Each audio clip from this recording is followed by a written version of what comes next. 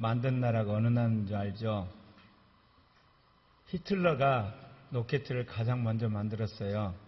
하나님의 은혜로 만든 겁니다. 그 다음에 나중에 미국이 로켓을 만든 거거든요. 가장 먼저 여러분 인공위성을 쏘아 올린 나라가 어딘지 알죠? 소련입니다. 하나님의 은혜로 여러분 인공위성을 쏘아 올린 겁니다. 그러고 나서 미국이 부랴부랴 아폴로를 쏘아 올린 겁니다. 하나님의 은혜입니다. 우리는 그러죠. 전쟁을 일으키는 히틀러는 은혜가 없고, 그리고 기독교인을 핍박하는 공산주의는 은혜가 없다. 아닙니다. 히틀러가 열심히 로켓을 만들으라 그러니까 열심히 노력하니까 로켓가 나온 겁니다. 그 은혜로 만든 건데 그하고 사람을 죽이는 데 쓴 겁니다. 소련이 열심히 과학 분야에 투자를 하니까 인공위성 가장 먼저 쏘아 올린 겁니다. 하나님의 은혜로 쏘아 올렸지만 그것을 군사무기로 쓴 겁니다.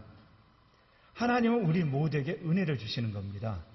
그런데 그 은혜를 선하게 쓰느냐 악하게 쓰느냐는 인간이 결정하는 겁니다. 그런데 우리는 악한 자에게는 은혜가 하나도 없다고 생각합니다. 여러분, 악한 자도 은혜가 있습니다. 근데 그거를 매번 악한 데 쓰는 겁니다. 그러니까 우리는 저거는 마귀가 줬다고 생각하는데, 악한 생각은 마귀가 줬을지 몰라도 그 일을 할 수 있는 능력을 하나님이 준 겁니다.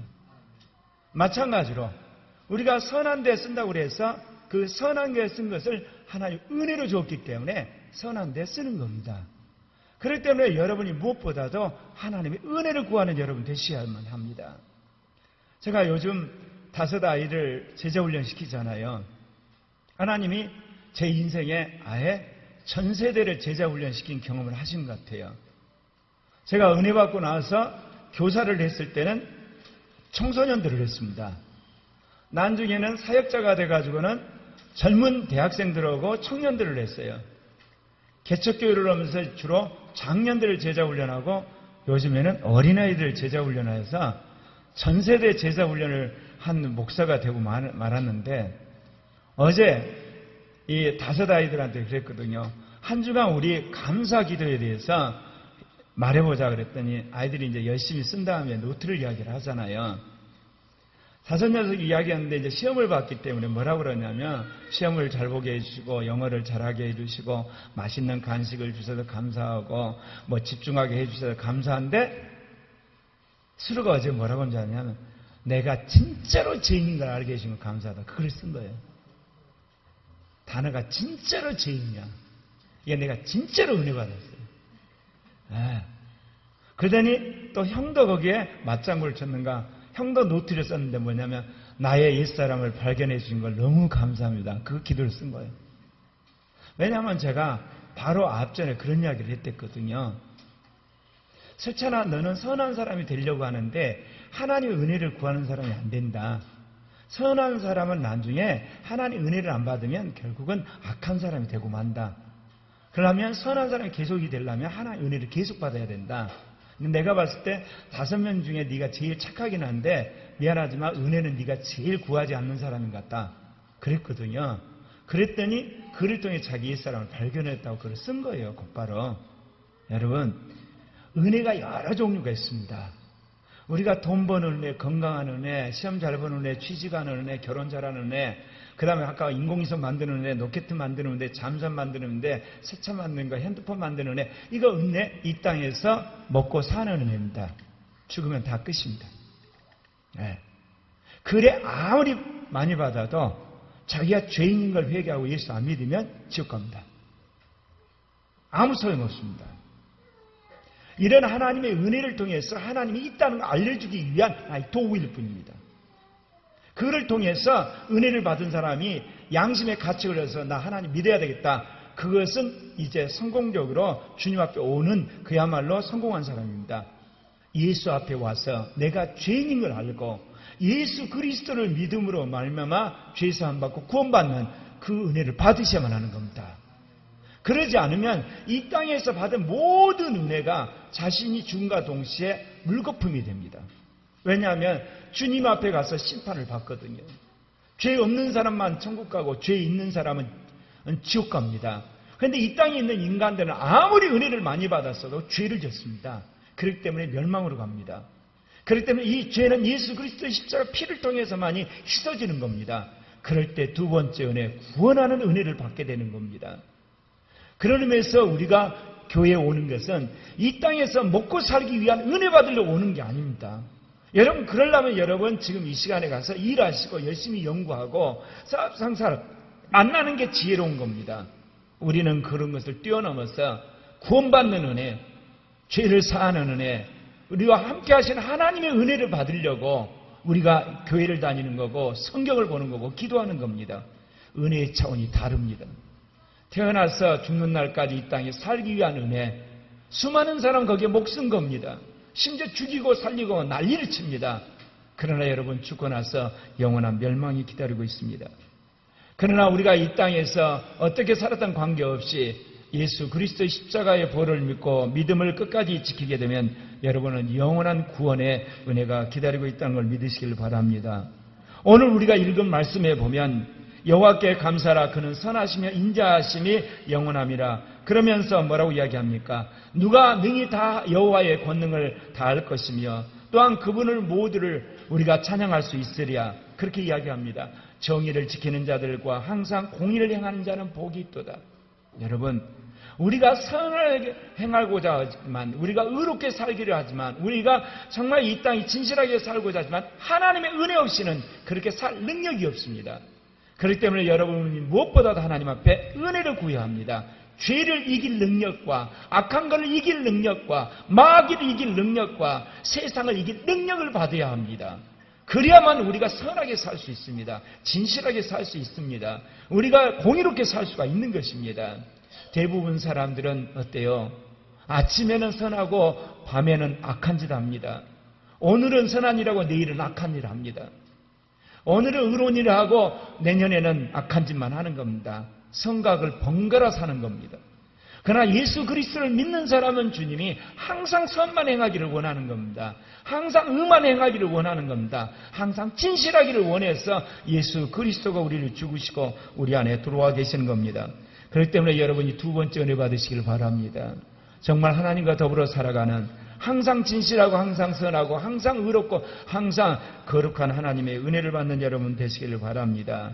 그런데 하나님이 우리에게 주시는 은혜에 네 가지 형태가 있습니다.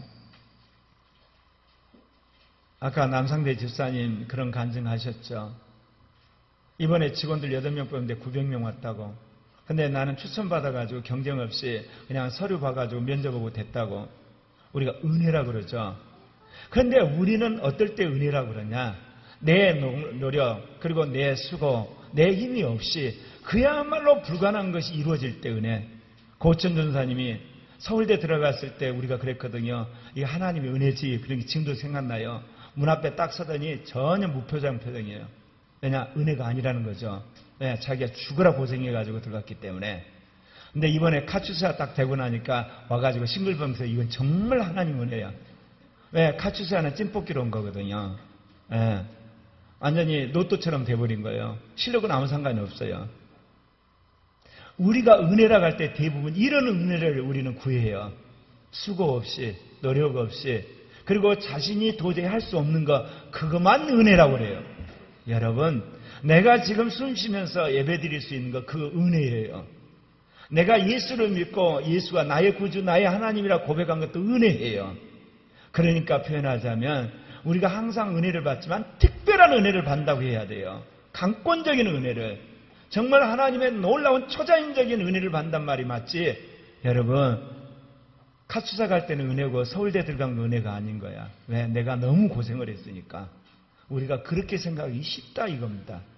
여러분, 항상 하나님의 은혜가 임하는데 어떤 때는 하나님의 강권적인 은혜가 임합니다. 첫 번째, 하나님이 강권적으로 처음부터 끝까지 모든 것을 이루시는 은혜입니다. 우리가 흔히들 말하는 이거는 하나님의 은혜라고 하는 게 이런 겁니다. 처음부터 끝까지 하나님 밀어붙여가지고 모든 걸 이루십니다. 그러면 그 일을 하는 당사자는 물론이지만 주위에 있는 사람도 그거는 분명히 하나님이 하신 거야. 그렇게 말할 만한 그런 은혜들을 우리가 말하는 것입니다. 이스라엘 백성이 홍해바다를 건넜습니다.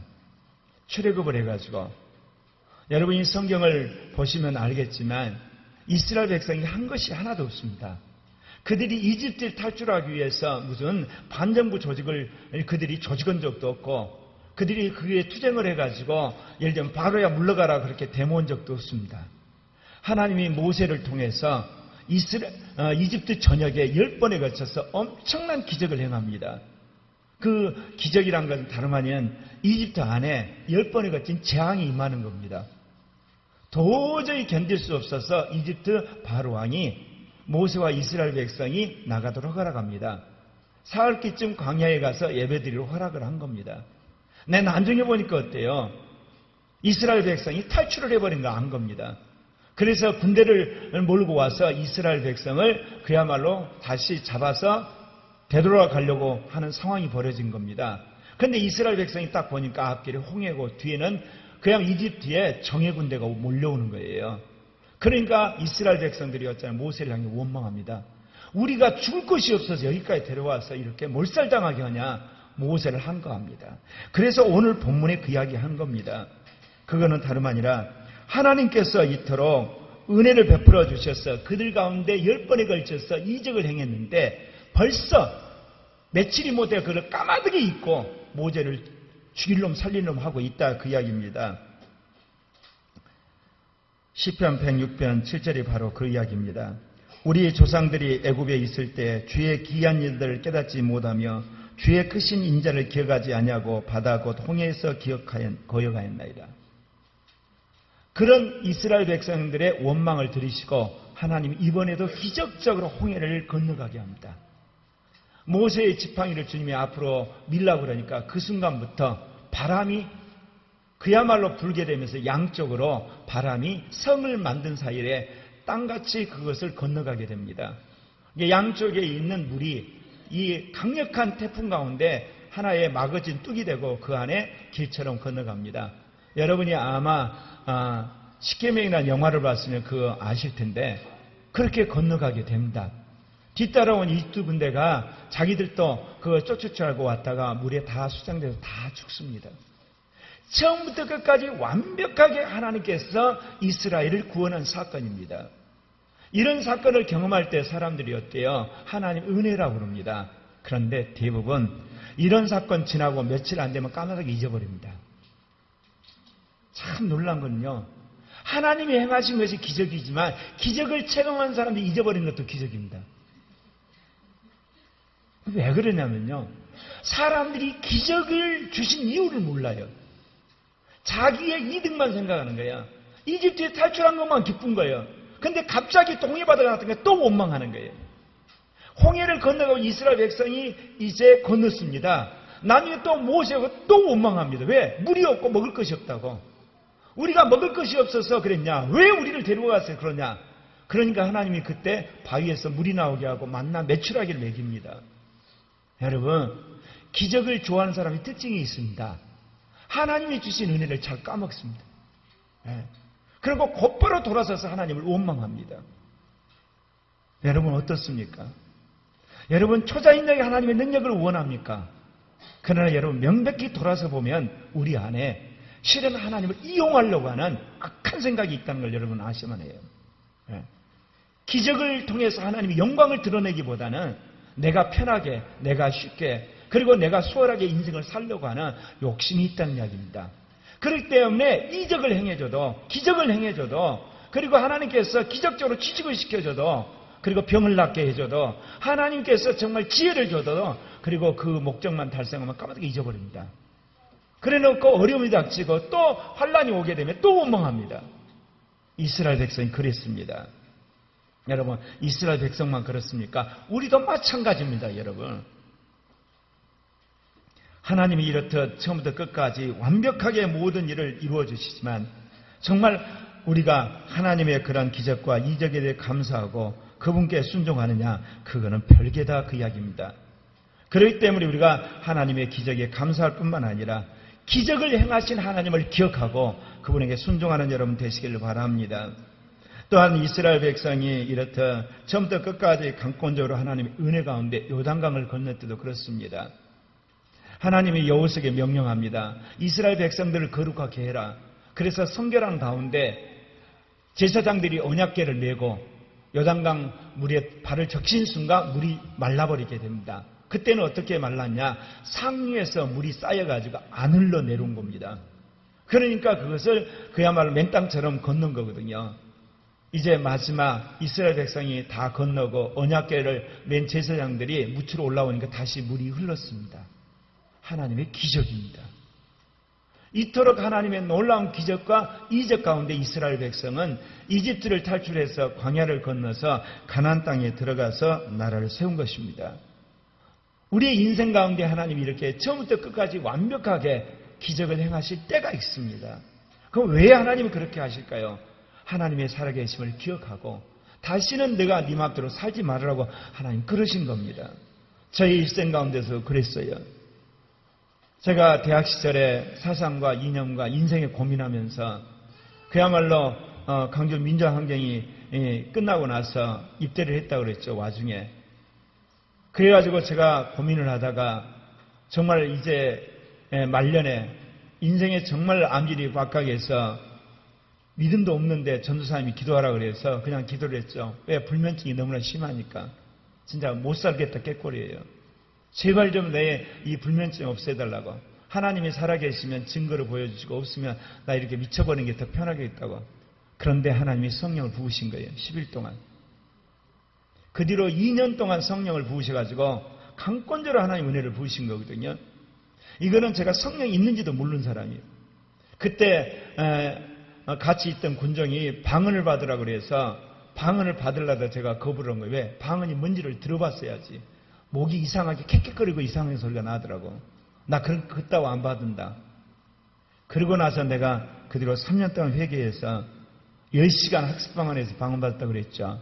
하나님 내 인생 가운데 강권적으로 간섭하셨어요. 오셔가지고. 그러면서 내 인생이 혁명적으로 바뀌어버린 겁니다. 하나님이 살아계신다는 것. 그분이 우리 안에 성령으로 와 계셔 우리가 동행한다는 걸 제가 경험하게 된 겁니다. 여러분 인생 가운데 한두 번은 이런 경험이 꼭 있습니다. 정말 이거는 하나님의 은혜야. 근데 사람마다 형태가 다르죠. 그럼 왜 그러겠어요? 지울래야 지울 수 없는 기억. 하나님이 정말 살아계시구나. 이거를 주님이 기억을 시키는 거예요. 그래야만 인간이요 완악하지 않아요. 인간이요 모든 걸 부인했다가도 그 사건만은 그거 하나님이 한 거야. 이거는 인간이 한 일이 아니야. 그게 기억이 돼야만 사람이요 자기의 의를 주장하지 않아요. 자기 잘남을 주장하지 않는 거예요. 저도 그래요. 그 사건만 생각하면 하나님이 나를 전적으로 불러버렸구나, 은혜를 줘버렸구나 할 말이 없는 거예요. 여러분 인생 가운데 하나님이 이렇게 은혜를 부으신 것에 대해서 정말 마음속에 두고두고 기억하고 사셔야 돼요. 아마 이야기 여러분들 하면 저한테 수십 번 들었을 거예요. 그럴 수밖에 없는 게 전적인 하나님의 은혜로 나를 이끌어버렸으니까. 우리가 신약에 보면 고넬료 집에 성령 임할 때도 그래요. 그가 기도하고 있는데 천사가 나타나서 베드로 데려오라 그러잖아요. 베드로가 누군지를 알 거야. 뭐야. 그래가지고 장소까지 가르쳐주잖아요. 피장이 집에 있다. 그러니까 하인을 보내가지고 베드로를 데리고 오잖아요. 그러니까 베드로가 오자마자 하나님의 음성이 들려서 설교를 하는데 그냥 성령이 임해버린 거야. 그러니까 예수가 누군지도 알지 못하는데 와가지고 예수를 전하지. 그러니까 예수를 마음속으로 믿었겠죠. 그런데 성령이 임해가지고 그리고 방언을 하고 하나님의 능력을 경험해버린 거예요. 이랬듯 하나님이 우리 인생 가운데 그럴 때가 있단 말입니다. 강권적으로 역사를 하는 거예요. 그런데 우리가 이것을 날마다 고대하면서 초자연적인 하나님의 권능과 능력만 여러분 구하면서 게으르고 나태하고 자기 멋대로 살면 안 됩니다. 이스라엘 백성이 그랬단 말입니다. 기적 체험하고 돌아서가지고 어려움 닥치니까 또 원망하고 또 불평하는 거예요. 여러분 기적과 능력과 권능을 경험했으면 겸손하게 하나님의 말씀 안에서 여러분 신앙생활을 하셔야만 합니다. 그것이 하나님 원하는 뜻입니다. 그러면 이런 하나님의 강권적인 역사가 시작부터 끝까지 일어날 때는 어떨 때입니까? 하나님께서 그 백성을 긍휼히 여기셔서 그 간절함을 보고 하나님께서 역사를 하시는 거거든요. 이스라엘 백성이 그토록 놀라운 출애굽을 한 사건을 보게 되면 출애굽기를 보면 이스라엘 백성이 울부짖었어요. 왜냐하면 요셉을 따라서 고센 땅에 가가지고 목초지에서 그들이 목축업을 할 때는 참 좋았어요. 그런데 요셉이 총리했던 그 신분에서 죽어버리고 나니까 이집트 왕이 이제는 이스라엘 백성 전체를 노예로 삼아버린 거예요. 그러니까 졸지에 이제 노예가 된 거예요. 그런데 갈수록 그 탄압이 심해지니까 정말 못 살겠다 하나님께 울부짖을 때 모세를 통해서 하나님 강권적으로 끄집어낸 겁니다. 저도 마찬가지예요. 사람이 왜 사냐? 죽으면 어떻게 되냐? 우리 민족의 역사는 어떻게 된가요? 그야말로 세계 역사는 어디서 시작되어 어떻게 된가? 우주라는 건 어떻게 된 거냐? 온갖 사상 속에서 날마다 고민하다가 제가 불면증에 시달리게 된 거예요. 진짜 잘못하면 제 미쳐버릴 뻔했어요. 하나님 그걸 긍휼히 여기셔서 성령을 부으신 거거든요. 이런 극적인 체험이 아니더라도 여러분의 그야말로 여러분 안에 그런 하나님의 강권적인 은혜를 경험한 것이 있다면 늘 마음속에 새기고 그 주님을 섬기시기를 바랍니다. 두 번째는 하나님이 시작하신 다음에 우리로 하여금 끝맺게 하는 은혜가 있어요. 분명히 하나님이 강권적으로 시작을 하세요. 그래놓고 나중에 너가 이제 마무리하라고 그럽니다. 여러분, 그런 의미에서 하나님이 강권적으로 우리를 이끌어가는 것도 은혜지만 마무리할수록 우리에게 지혜와 능력과 환경을 주신 것도 은혜라는 사실을 여러분 꼭 기억하세요. 그러나 형태는 하나님이 이끌어 가실 때가 있어요. 여러분, 이스라엘 백성이 여리고성을 점령할 때가 바로 그런 경우입니다. 주님이 여리고성이 그야말로 현대식 무기로 그야말로 무장을 하고 엄청나게 견고하게 써진 성이에요. 이스라엘 백성이야 현대식 무기도 없고 이집트에서 탈출했다고 하지만 이거는 그야말로 평민 수준이거든요. 그러니까 하나님이 뭐라고 그러냐면 너희들 6일 동안 여리고성을 빙빙 돌으라 그래. 하루에 한 번씩. 여러분, 이거 미친 짓이에요. 그러다가 여리고성 안에 있는 군대들이 갑자기 특공대 투입해가지고 공격하면 어떻게 돼요? 무방비 상태 그거 당하는 거 아니겠어요? 옆구리 질러버리면. 그래서 순종해서 돕니다, 이게. 그리고 7일째 주님 뭐라고 하냐면 7일째는 7번 돈 다음에 맞으며 큰 소리를 치르라고 그래요. 7번 돈 다음에 큰 소리 치니까 여리고성이 그대로 무너져 버린 거예요. 여러분, 하나님은 우주 만물을 움직이세요. 지진도 일으키신 분이에요. 그러니까 지진이 일어난 거예요. 그러니까 그 견고한 성읍이 그냥 푹 주저앉은 거예요. 그러니까 주님이 여호수아에게 가서 이제 진격하라. 그 대신 남녀노소 아무도 남기지 않고 다 죽이고 모든 전리품도 다 불태우라 그렇게 말씀하십니다. 한마디로 하나님이 시작을 해놓고 이스라엘 백성에 마무리하라고 하신 겁니다. 그러면서 주님 경고합니다. 누구도 살려줘서는 안 된다. 왜 그랬어요? 제가 늘 이야기했죠. 왜 하나님이 가나안 땅에 들어간 이스라엘 백성 살려주면 안 됐냐? 살려주게 되면 나중에 그들과 더불어 살게 되면서 남녀노소가 서로 결혼을 하게 됩니다. 그러면 이방신을 섬겼던 여자나 남자가 결혼하게 되면 그 이방신을 가지고 이스라엘 백성 같이 살게 됩니다. 그러면 결국은 가나안 땅에 여호와만 섬기는 나라를 건설하려고 하는데 이방신을 섬기는 사람이 존재하게 됩니다. 이방신이 가지고 있는 영향이 굉장히 셉니다. 결국은 이스라엘 우상숭배에서 망하게 되기 때문에 아예 씨를 멸하기 위해서 다 죽이라고 그럽니다. 그리고 그 더러운 모든 전리품을 다 태우라 그러는데 여러분 알죠? 아간이 숨겨놨다가 나중에 이스라엘이 아이성 전투에 실패합니다. 아이성 전투에서 그들이 만만히 보고 했는데 나중에 실패를 해가지고 하루 종일 하나님께 회개하면서 기도했더니 주님 뭐냐? 너희 가운데서 내 것을 훔친 자가 있다고 말씀하십니다. 그리고 나서 그 아간을 찾아내가지고 숙청한 연후에 이스라엘 백성이 아이성에서 승리하게 됩니다. 하나님이 강권적으로 시작한 일을 우리에게 맡기라고 할 때가 있습니다. 그때 조심해야 합니다. 우리가 그걸 통해서 정말 하나님께 영광을 돌리는가, 자기가 욕심을 내서 그 영광을 차지하는가 주님 테스트하게 할 때가 많아요. 하나님 얼마든지 끝장을 낼 수도 있지 않습니까? 여리고성을 그렇게 무찔른 거 거기에 그야말로 가운데 지진이 일어나가지고 함몰시키면 끝나버릴 건데 너희들이 가서 전리품 전부 어때요? 탈출해서 불태우고 사람들 다 죽이라 그러잖아요. 그런데 아간이 거기 시험에서 낙오된 거예요. 여러분, 하나님이 여러분의 인생 가운데 모든 걸 강권적으로 역사하시고 바톤을 주실 때가 있어요. 그때 여러분 마무리 잘 하시길 바랍니다. 그리고 성경 가운데 또 그런 말씀이 또 있습니다. 여호수아가 전쟁을 했는데 이제 이스라엘의 5 왕이 결사적으로 연맹을 맺어서 전쟁에 들어오는 거예요. 왜냐? 보니까 여리고성이나 아이성 전투를 보니까 이대로 있다가 자기들이 죽겠거든요. 그러니까 5 왕이 연합해서 전쟁을 할 때 주님이 뭐라고 이야기를 하시냐면 가서 그들을 이렇게 쳐부수라 그래요. 그러니까 여호수아와 온 군대가 가서 전쟁을 하죠. 그때 주님이 뭐라고 그러냐면 그들을 두려워하지 말라. 내가 그들을 내 손에 넘겨주었으니 그들 중에 한 사람도 너를 당할 자가 없느니라. 그래서 그들과 용감히 싸웠어요. 근데 여호수아 10장 11절 보니까 그들이 이스라엘 앞에서 도망하여 베드론의 비탈에 내려갈 때 여호와께서 하늘에 큰 우박덩어리로 때려서 사람들 죽여버린 거예요. 그러니까 하나님께서 어때요? 이제는 여호수아가 시작한 걸 하나님이 마무리하시는 그런 상황이 있는 거예요. 우리 인생에서 내가 시작했는데 마지막 하나님이 마무리할 때가 있어요. 네. 지난주에 야호 어린이집에서 평가 인증했죠. 나도 나중에 들은 이야기인데 거기서 온 사람이 이제 그 반이 3반이 있는데 3반 중에 2반을 선택해가지고 한 사람이 하루 종일 그 반에 들어가서 평가를 하는가 봐요. 한 반은 제일 나이 많은 반은 하나는 정해졌고 이제 2반이 있는데 그걸 원장님한테 이렇게 뽑으라 그랬는가 봐요. 김연아 원장님이 마음을 졸이면서 기도를 했대. 잘한 선생님 반, 잘한 반이 들어가는 게 낫잖아요. 그렇잖아요. 그런데 이게 뽑힌 거예요. 네. 김마리 선생님 반. 김마리 선생님 뭐라고 이야기하냐면 자기가 지금까지 아이들을 가르쳤지만 그렇게 성령에 사로잡혀서 아이들하고 교감을 한 적이 없대요.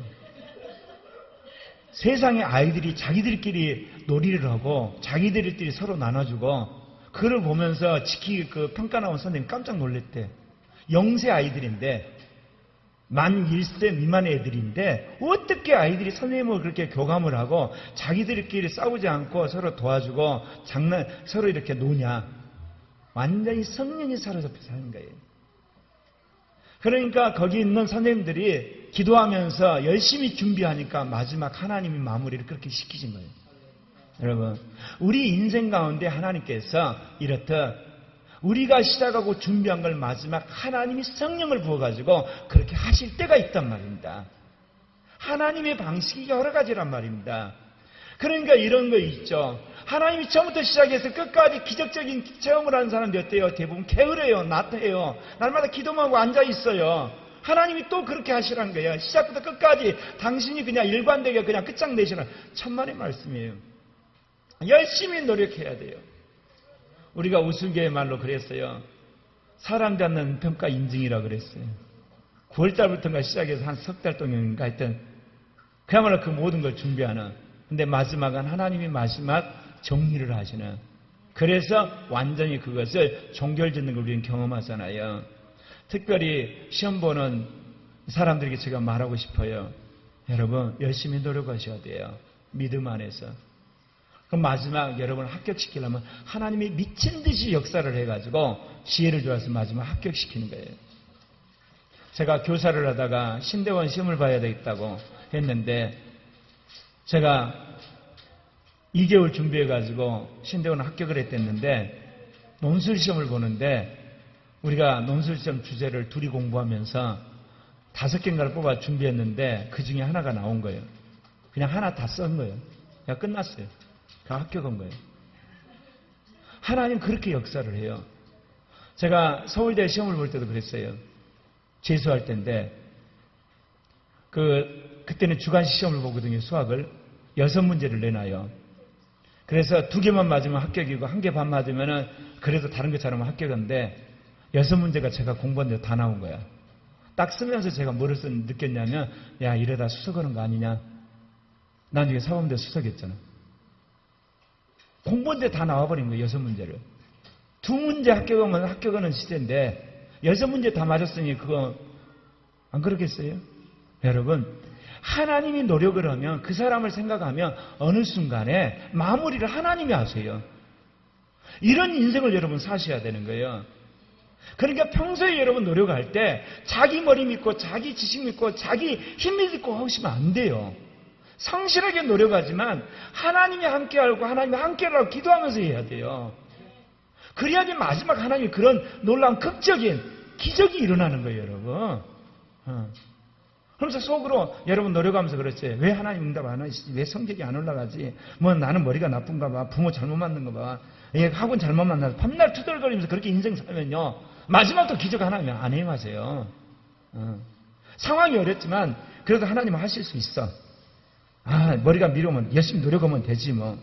그리고 성적이 안 올라오면 시험 문제 다 외워가지고 내가 공부돼서 나오면 되지 뭐.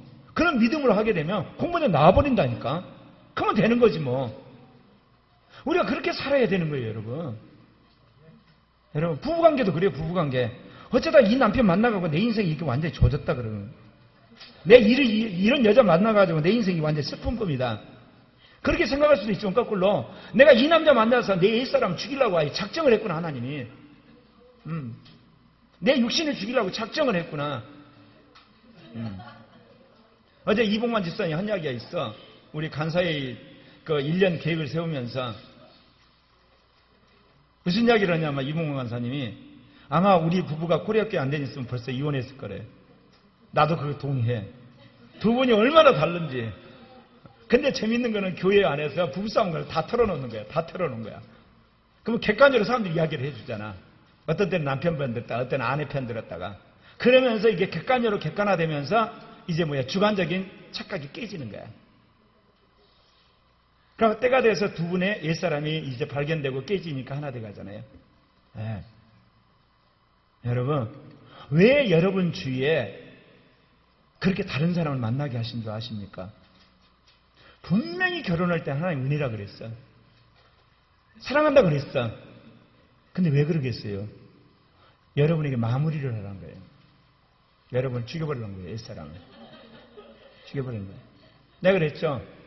신은순 간사 만나서 5년 만에 결혼해갖고 만나가지고 한 2년은 행복한 시절, 그게 7년은 행복한 시절이었는데 연애할 때부터 시작해서 나만 신은순 간사 도망다기 바빴고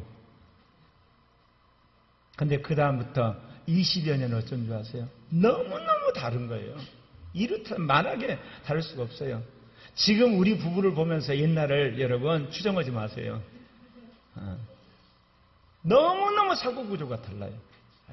가치관도 다르고 다 다른 거예요. 저는 시간 중심의 가치관이에요. 아내는 철저하게 어려우니까 돈 중심의 가치관이고 나는 아이를 가르칠 때 아주 중요한 포인트만 이야기하고 아내는 세세하게 가르치는 거예요. 이번에 신은수 목사 아이들 교육하는 데 보면 내가 놀랬어. 2시 반부터 시작해서 11시까지 앉혀놓고 얘들을 하는데 얘들 아이 찐을 빼게 해버리더만. 그렇거든요. 근데 저는 전략적이어서 중요한 것만 딱 하고 알아서 해야 돼요. 그러니 매사가 틀리는 거예요. 매사가. 매사가 틀려요. 목회를 하는데 나는 코리아 교회를 민족 복음화하는 교회를 키워야 되겠다는 거대한 비전 갖고 이게 근본적으로 하면 신목사님 왜 전도 안 하냐부터 긁기 시작해요. 개척은 목사가 전도 안 하면 누가 오겠냐. 그러니 우리가 맨날 다른 거예요. 얘들을 교육해도 그래요. 시키면 얘들이 밥을 안 먹으면 나는 굶겨버리라고 그러거든요. 굶겨야만 얘들이 식사가 변한다. 근데 집사는 마음 약해가지고 밥 먹을 때 어쩌냐면 지금 먹고만 둘째 아들 나 저기 있으라 그러고 여기서 밥 들고 있어. 이리 와라. 그럼 얘들이 재밌잖아요. 달려와서 밥 먹고 또 다시 나는 밥그릇 치워버리라고 그래요. 밥그릇 치우면 어쩐지 아세요? 또 간식을 줘버려요. 간식을. 이러니 아이들 교육 갖고 안 다퉜겠습니까? 다퉜어요. 말도 못하게 달라요. 아침 일하면 난 밥을 먹어야 되거든요. 몇 번 이야기했죠. 아내는 영양가만 있으면 돼. 그리고 우유하고 사과하고 바나나 딱 주는 거예요. 먹은 것 가치를 아나 이거. 내가 이러려고 결혼한 건 아닌데 이거 얼마나 또 다툰지 아세요? 이게 뭐냐면 사람이 다르기 때문에 그래요. 다르기 때문에. 다르기 때문에. 인간의 옛사람이야. 자아야. 분명히 은혜로 결혼했다고 내가 해놓고도 이렇게 다를 수가 있냐. 그 과정을 통해서 뭐를 발견했냐. 내가 악한 사람을 안 거야. 한 10년쯤 되니까 신목사님이 악한 걸 알더라고. 그러고 나서 이제 우리가 하나 된 거예요, 여러분. 하나님의 은혜로 시작한 다음에 하나님 그 다음에 인간에 맡길 때는 대부분요. 우리를 두들겨 깨려고 그러세요. 우리를 시험할 때 그러세요.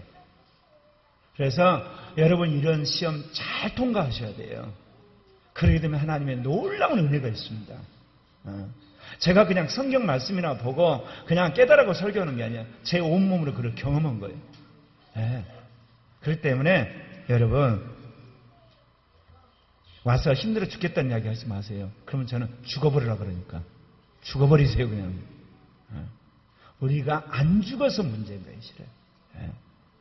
근데 문제는 내가 죽으면 상대방이 죽어요. 틀림없습니다.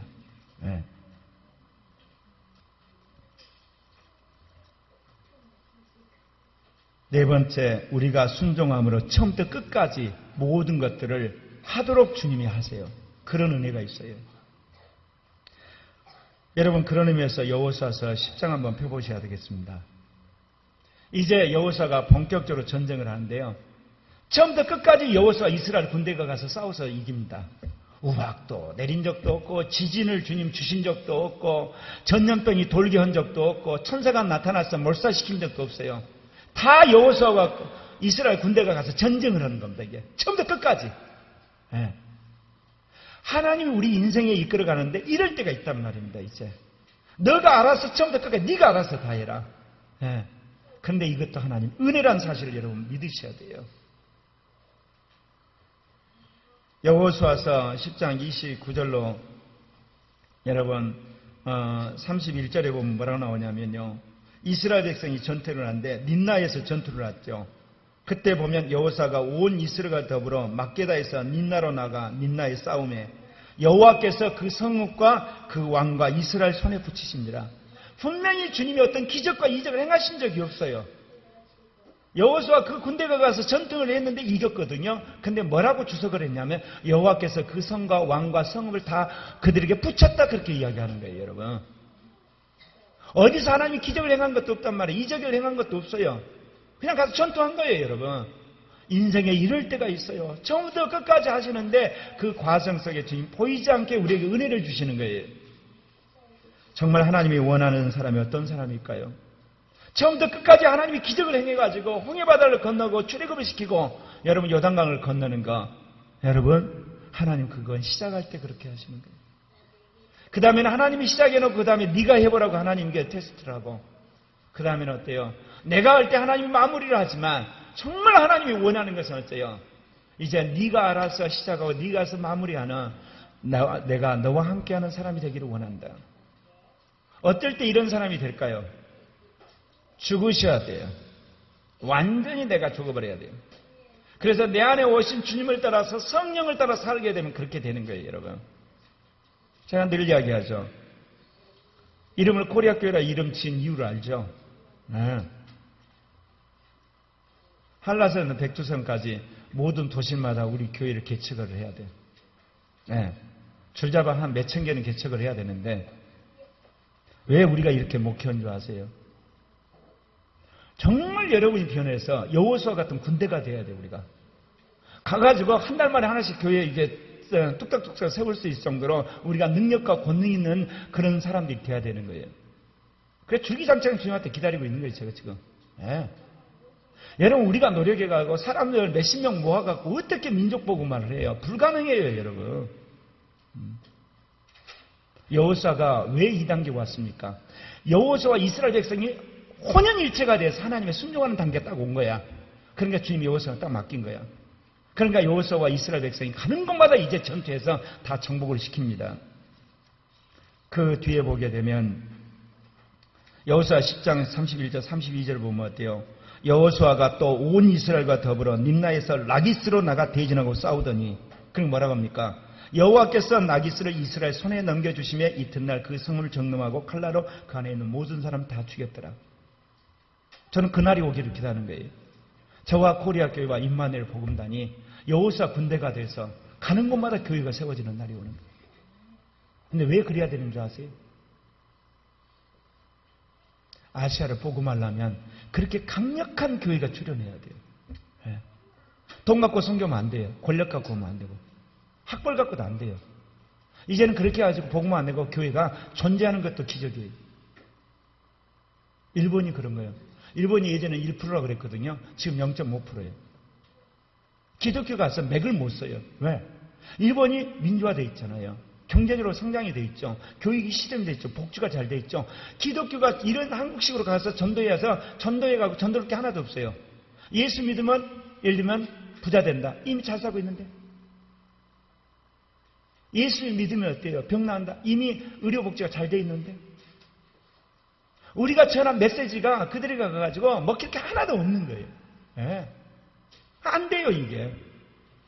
지금까지 했던 선교 방식은 전부 다 뭐냐? 후진국이나 중진국 방식인 거예요. 선진국에서는 먹혀 들어가질 않아요. 오직 성령의 능력으로 하나님이 함께하는 사람이 출현해야 되는 거예요. 탁월한 성령의 사람이 되는 거, 말씀의 사람이 되는 거. 그쵸? 예. 그래서 떠들고 있군요, 둘이. 남민우, 윤상. 옛사람이 덜 죽어서 그래요. 하나님이 우리에게 원하는 것은 정말 주님 같은 경우는 여호수아 군대처럼 처음부터 끝까지 주님이 맡길 수 있는 사람 되는 거예요. 그럼 특징이 뭐예요? 지도자와 공동체가 함께 주의 음성을 들어요. 혼연일체가 되어서 함께 가버리는 거야. 그 앞에서 모든 적들이 간담이 써내서 녹아져 버리는 거예요, 여러분. 주님이 그러한 교회를 만들기를 원하는 거예요. 내가 늘 이야기했죠. 여의도 순복음교회 한 대에 70만이지만 한국 사람들이 여의도 순복음교회가 이 민족을 이끌어가는 교회라고 인정하나요? 안 그래요. 그냥 기독교라는 단체가 있구나. 한국이 복음으로 통일이 돼야만 중국 14국을 복음화해요. 그래야만 1억 2천 일본을 복음화하고 그야말로 5, 6억의 동남아시아를 복음하는 거예요. 나라 전체가 변해야만. 네. 이거는 환상이 아니에요. 여러분 미국과 캐나다가 변화되니까 어때요? 그것 가지고 아시아와 남미와 이거 아프리카가 복음화된 거예요. 하나님은 시대적으로 세계를 선교할 전략적인 민족을 택했어요. 네. 처음에 택한 게 이스라엘이었어요. 그 다음에 택한 것이 우리만 그리스, 그 다음 태어난 것이 이탈리아, 그 다음에 프랑스, 그 다음에 독일, 그 다음에 영국, 그 다음 미국이에요. 이제 한국을 택했어요. 그러면 지금까지 신앙보다 더 탁월한, 그야말로 한 단계 업그레이드된 그런 교회와 사람을 원하시는 거예요.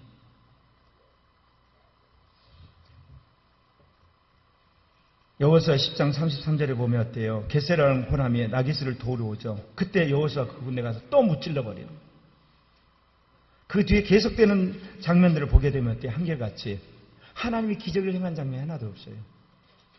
여호수아가 그 군대가 똘똘뭉치가 전쟁할 때마다 무조건 연전연승을 하는 거예요. 이게 왜 그럴까요? 하나님의 기적이란 것은 우리를 변화시키기 위한 거예요. 우리를 완전히 죽여버려가지고 우리가 주님과 동행하는 사람을 만드는 데 목적이 있어요. 제가 결혼하기 전부터 의천이 은천을 키우려고 그랬습니다. 정말 얘들이 4세대 지도자가 돼야 되겠다. 지금 이제 두 번째, 이제 민우 은상이까지 7녀석인데 얘들을 그렇게 키워야 했던 소망이 있는 거예요. 왜? 영적인 리더십이 끊기면 끝이에요. 이스라엘 백성이 하나님의 놀라운 능력으로 처음부터 끝까지 그런 기적적인 일을 할 수 있었던 결정적인 게 뭐예요? 이스라엘이 울부짖었지만 모세라는 인물이 있어서 그렇게 되는 거예요, 여러분. 하나님의 강권적인 기적과 능력이 나타날 때는 항상 어때요? 하나님 때 완전히 순종하는 성령이 충만한 지도자가 없이는 절대 그런 기적이 행하지 않아요. 네. 왜냐하면 그런 기적을 행해도 사람들이 기적인지 모르기 때문에 누군가는 그걸 증거를 하나님의 증인이 필요한 거예요. 여러분 초대교회에 놀라운 성령 역사가 일어난 데는 보면 전부 누가 있어요? 사도들이 있어요. 네. 자, 늘 이야기했죠. 하나님은 모든 사람 구원받기를 원하지만 하나님 모든 사람과 더불어 일하지 않는다고. 하나님과 변화된, 정말 하나님 때 죽어버린, 그래서 하나님의 영이 충만한 사람들을 소수 갖고 세상을 뒤집어 바꾸는 거예요. 오늘 주님이 말씀하신 하나님의 은혜의 4가지 형태, 여러분 인생 가운데 다 일어납니다. 그러나 시작은 어때요? 기적적으로 하나님이 처음부터 끝까지 마무리하는 기적으로 시작하지만 마지막은 이제 너가 알아서 처음부터 끝까지 다 해라. 내가 너와 함께합니다. 그런 사람을 만들기를 원하고 그런 교회를 만들기를 원하는 거예요. 여러분 자녀 교육할 때 어떻습니까? 자녀를 초등학교 유치원 때는 어때요? 처음부터 끝까지 엄마가 다 하는 거예요. 아빠가. 야, 옷 입어라. 가방 매라. 그리고 어때요? 이제 시주머니 준비해라. 학교 갔다 와. 엄마 아빠가 다 하는 거야. 그요. 거기서 애들은 그냥 따라서만 해. 근데 그 다음에는 어떠나요? 엄마 아빠가 챙겨주고 공부는 자기가 하는 거예요. 이제 코치만 받고 나중에 이제 성인이 이제 결혼할 때는 어때요? 자기가 다 하는 거예요. 이제 자기가 다 하는 거예요. 하나님과 우리 관계도 마찬가지예요. 처음에는 하나님 강권적으로 우리에게 기적을 행하셔서 당신이 풀코스로 은혜를 주셔요. 인생에 그런 경우는 많지는 않아요. 그 다음에 어때요? 하나님 은혜를 주시면서 해보라 그래요. 나중에 네가 해라 먼저. 그 다음에 하나님 마무리를 하세요. 나중에 이제는 내가 너 안에 함께 있으니까 네 안에 내가 말하고 내 안에 인도하니까 너가 스스로 함으로 너가 나와 함께한 증거를 사람들에게 보여라. 말씀하시려고 합니다. 하나님이 우리 안에 들어오셔서 성령을 통해 사시고자 하는 말이에요. 밖으로 기적과 이적과 능력은 안 나타나는데 그 사람이 하나님이 하는 일마다 하나님이 함께하면 그런 온전한 사람을 통해서 그리스도의 영광을 드러내기를 원하는 거예요. 21세기 선진화된 한국 땅에서 복음을 전하는 가장 중요한 건 뭐냐? 건물이 아니에요. 건물이 있어봤자 아무 소용없어요. 사람 수 많아봤자 중요한 게 아니야. 돈이 있어봤자요. 탁월한 하나님의 사람들을 키워내야 돼요. 그 사람이 하는 말은 다 맞는 거고 그 사람 말은 권세 있고 그 사람 말은 영적인 권세가 있고 그 사람이 하는 말은 역사를 꿰뚫는 하나님과 함께하는 사람. 그럴 때 사람이 모이고 그럴 때 사람들을 통해서 역사가 일어나고 그럼을 통해서 한국의 역사가 변화되는 그야말로 여호수아 같은 사람, 여호수아와 함께하는 그리스도 여호수아의 군대가 되는 그런 사람이 되도록 하나님 우리를 부르셨어요. 아멘. 이 시간 우리 함께 기도합시다. 세상에 있는 사람들 닮지 말고 주위에 있는 그리스도인들 닮지 말고 성경에 있는 인물들을 쫓아서 여러분 앞으로 가시길 바랍니다. 여러분 인생 가운데 이 네 가지 은혜가 번갈아서 옵니다. 실은. 그러나 궁극적으로는 여러분이